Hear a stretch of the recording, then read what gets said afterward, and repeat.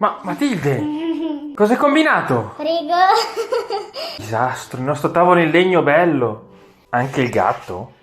E quindi cosa facciamo con questo tavolo schifosissimo? Tanto era già rovinato, lo ripittureremo, cosa dici? Sì.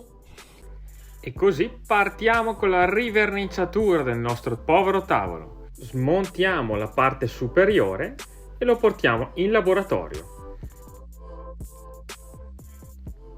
Appoggiamo il tavolo su due cavalletti e partiamo. Questa volta ho deciso di proteggere il legno con un olio naturale, l'olio di Tung, ma fondamentale sarà la carteggiatura del tavolo prima. Utilizzeremo la nostra ruota orbitale, che farà un egregio lavoro, con una carta grana 200.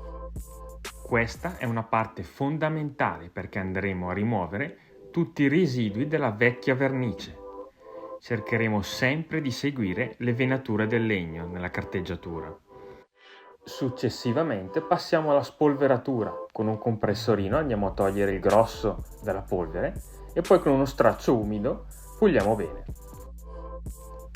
Per proteggere il nostro legno useremo l'olio Antitun, che è un olio essiccativo di origine vegetale, che creerà una pellicola che proteggerà il nostro legno dalla pioggia e dall'umidità.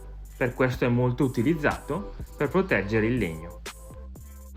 Iniziamo mettendo il nostro olio di tun in un barattolo vuoto e utilizzando un pennello a setole morbide per stenderlo, cercando di seguire sempre le venature del legno. L'olio di tun o olio paglierino donerà un effetto sul colore morbido e naturale. L'olio inoltre non reagisce mai con l'acqua.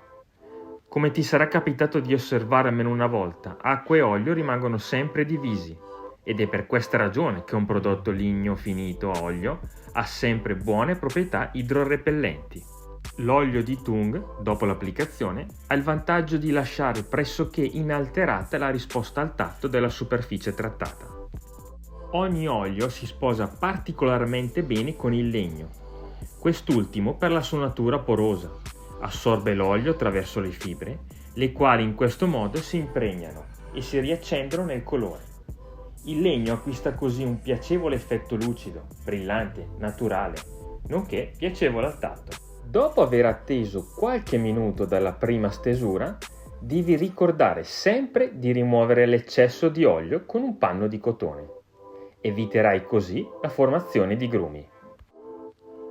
Inoltre ti consiglio di applicare almeno una seconda mano non prima che siano trascorse 24 ore. Per garantire un'adeguata protezione, questo processo andrebbe ripetuto almeno una volta all'anno. Infine, il tavolo, prima di essere utilizzato, deve essere lasciato riposare per almeno 72-96 ore, in modo tale che l'olio ottenga la sua catalizzazione naturale. Se vi interessa il prodotto, troverete il link in descrizione o in cima ai commenti. Alla prossima, ciao!